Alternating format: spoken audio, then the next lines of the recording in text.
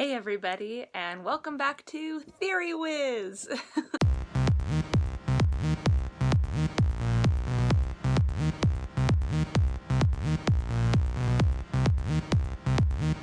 So I thought that a really creative and effective way to help me study for my theory test, which is coming up in a couple weeks, but to also add value to this channel I've created, is to go through the driving license book chapter by chapter and to focus on what I have found to be the more important information in the book. And by important, I'm saying in terms of test questions. I may point out some tidbits that I found to be a little bit more difficult to understand, or bits that I've found I needed to reference just on my own for my own driving comprehension. But I'm going to try to stick to the areas of the book that I have found the majority of the practice test questions to come from.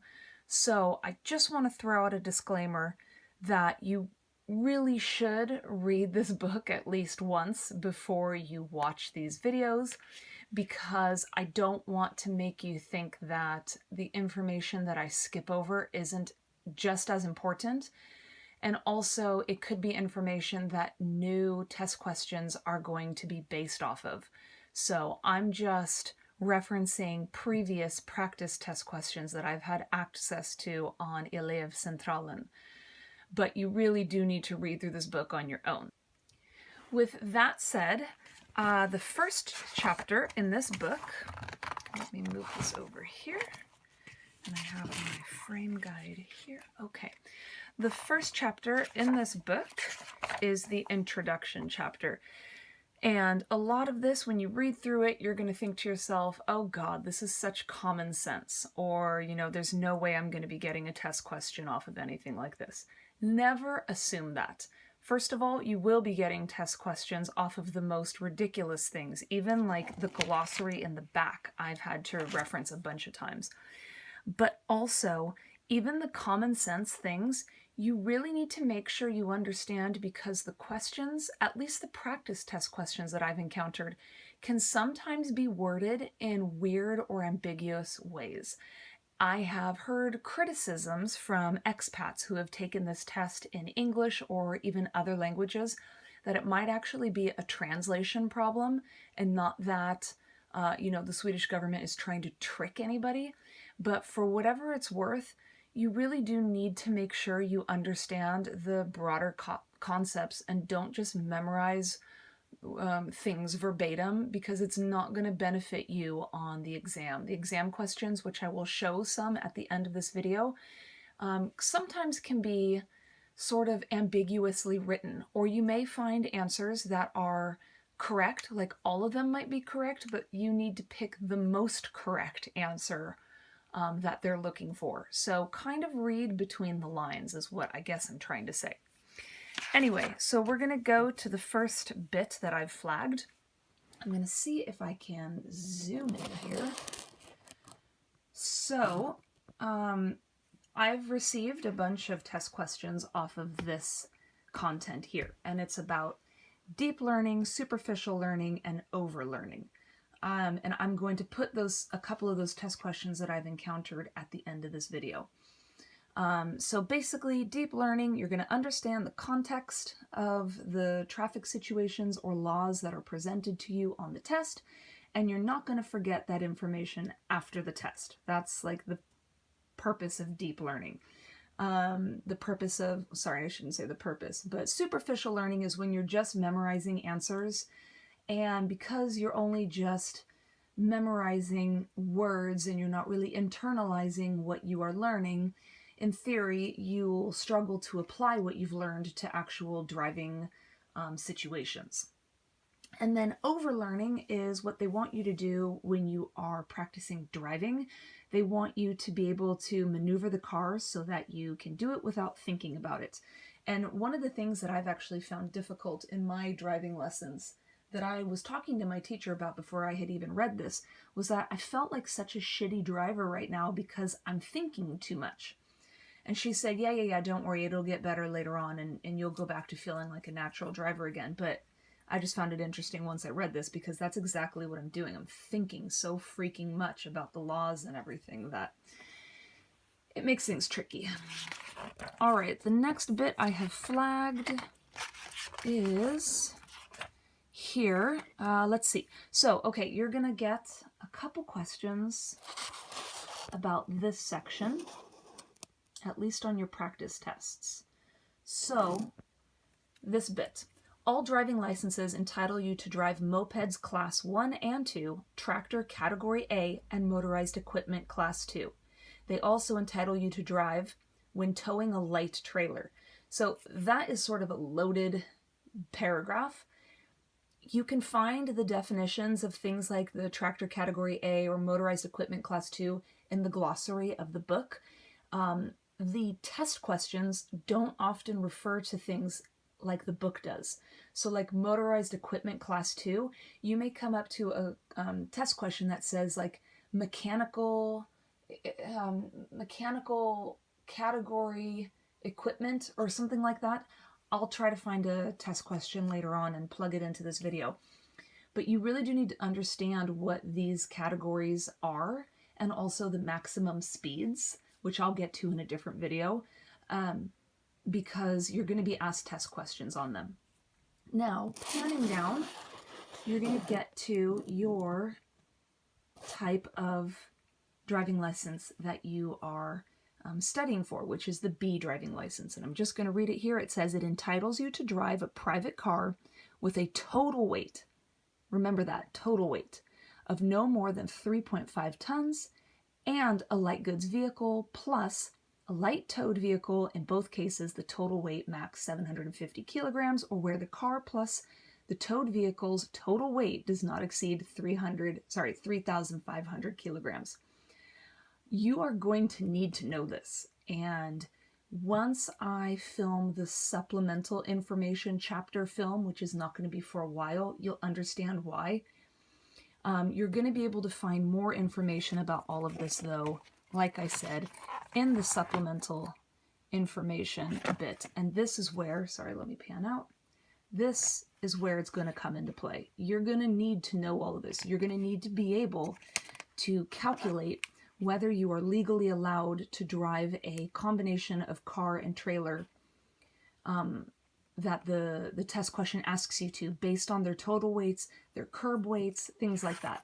Now, I don't want to overwhelm yet, because we'll get to that in a bit. But just so that you know, this is another loaded paragraph because you're going to be asked a lot of shit about this. Also, I have gotten several test questions on this. You may also drive 3- and 4-wheeled motorcycles, okay? 3- and 4-wheeled motorcycles, off-road motor vehicles, and motorized equipment. Now, this enhanced B driving license is a separate driving license that you are likely not studying for. You may come up to a practice test question or a real test question, and the important bit to know is that the maximum total weight limits is increased to 4,250 kilograms, whereas a B driving license, you can only have a maximum weight of 3,500 kilograms. Okay, so that's really the only difference, is that your car or your trailer can weigh more. And the total weights can be up to 4,250 with an enhanced B license. Okay, I have skipped ahead now to page 20. At least it's page 20 in the 29th edition of the book. This is the next bit of information you're going to want to know from this chapter. It is the, I call it the vehicle tree. I don't know what it's really called. And then just the basic definition of what a road, a carriageway, etc. is. You're going to be asked questions about this. So it's very, very simple. The road includes everything, okay? And inclusive in it is the verge, and they also call it the hard shoulder, and you've got that on both sides. You've got the carriageway, which is just the lanes upon which traffic is going to be driving, and then, of course, the lane, right? So just memorize that little diagram. I have found this. Now, I haven't necessarily received any test questions on this, like, you know, what vehicles belong to the motor vehicle category, whatever, but I have found this to be really helpful because I have gotten questions about, like, let's see, motorized equipment, or if you have a B license, what kind of vehicles can you drive, or things like that. And it's really easy to get all of these classifications confused in your head, especially the differences between these, and you've got your motorized equipment and stuff. So just make sure you kind of have this visual burned into your head and you understand the different synonyms for each of these categories, because that's going to help you, understand the language that is used in the book versus the practice tests, because like I said, they do vary. Okay, we'll file this one under common sense, but in case the test tries to trick you, or maybe in the moment you start second guessing yourself, I just want to point out here that a road user is defined as every single person on the road. And that includes vehicles, that includes cyclists, it includes skateboarders and rollerbladers and so forth. It's every single person on the road. And remember, the road is this whole thing. So it's not just the vehicles driving in the lanes, it's the individuals who could be on this protected zone, the hard shoulder, where you could have like cyclists and pedestrians and whatnot. Okay, now we are on the section discussing defensive driving and the quote-unquote basic rules of traffic. Again, you could easily just skim over this area thinking, okay, this is common sense, but the test questions can be tricky. And remember, there may be a bunch of answers that sound right or actually technically are right, but you need to pick the one answer that is the most right. So it can be difficult. But first we'll start with the defensive driving, and we'll see if I can adjust this. Listen, read these things and really take into account what they're saying. Now, you'll see in this list, nothing here says slows down, a lot as you're approaching a red light. But I'm going to show you at the end of this video, that's one of the practice test questions, is what is an example of defensive driving? And the answer that is the correct one is, slowing down before, a lot as you approach a red light. It doesn't say that here. You kind of have to read between the lines and get an idea of what you think the test makers really want you to say as the answer to their question. And I can't remember all the other options that were included on the list. I can't say whether or not they were all like obvious answers that, like, obviously they're not the correct answer or whatnot, but we'll get to that, I guess, at the end of the video. And then secondly, you've got this basic traffic rule situation, and they are listed here. When you drive defensively, you're driving in accordance with the basic traffic rules, and there you go. And then over here it says you've got a number of duties but no rights as a driver, yada yada yada. Again, you're going to get test questions, at least practice test questions, that ask you what is an example of the basic rules in traffic, and they're not going to be listed here. They're not going to be written anywhere in here. So you kind of have to internalize this and then pick the answer you think is best based off of your multiple choice options.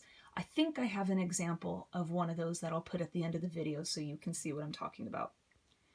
And this is the last page in the introduction chapter that I want to highlight, and it's basically this bit down here, the no hindering law. And that states that there is also a rule which prohibits you from hindering other drivers by driving excessively slowly or suddenly braking without cause. So this is one of those qualitative, use your best judgment type of things, because you may encounter a question where it's like, it's icy and snowing or whatever, and is this speed limit too slow? You just use your common sense and best judgment. I think here is like, if it's 70 kilometer per hour zone on a perfectly normal sunny summer day, is going 30 kilometers per hour wise? Then you could probably say, that's excessively slow and there's likely, no cause for it. But you will be seeing like the no hindering law in questions. So just so that baby, come on. It's my dog barking in the background. this is what it is. It's just hidden at the very bottom of the page. I just want to say I'm going to go through some test questions right now. You might want to freeze the video for each test question I present so that you're able to read through it and read the options, because I kind of go through them a little bit quickly. So this is one of the easier test questions, which is, what can superficial learning during driving test instruction lead to? If you want to freeze the frame and read the answers, you're more than welcome to, but I'll just say that the answer is the last option, number 3. That I break the traffic rules since I have not understood why they exist. Conversely, you have a question like this. What can learning in depth during driving test instruction lead to? If you want to freeze to read the answers, you can, but I'll say that the answer is, of course, the first option, that I become better motivated to follow the traffic rules. So the question here is, what is meant by the carriageway? And if we reference back to this image, you can see that the answer is the third option, that it's the road excluding the hard shoulder and cycle track. This question asks, which are road users? And like I had pointed out in the book, the answer is everyone on the road, number 1. The question here is, you have a driving license category B. Which vehicles other than a private car are you allowed to drive? If we reference back to what we're allowed to drive in terms of what type of license we have, you'll see that in the first paragraph it mentions that all driving licenses allow you to drive a tractor category A, and in the blue highlighted paragraph you'll see that the B driving license entitles you to drive a private car, blah-de-da-de-da, and a light goods vehicle. Therefore, the correct response is number 1, tractors and light goods vehicles. This is a different way of asking the same question as the one before, but there's also different answers too. The question is, you have a Category B license. Which vehicles can you drive? I just want to point out that the second answer here says a heavy lorry without a coupled trailer. The word lorry, so this is like an example of what I was saying about how the test questions don't always use the same language as the book. So every time you see the word lorry, you need to remember that that means a goods vehicle. So you have a heavy lorry, which is a heavy goods vehicle, which is a vehicle that has a total weight in excess of 3.5 tons. And then you have a light lorry, which is the same as a light goods vehicle, which is a vehicle that has a total weight that is 3.5 tons or less. So that's important to remember.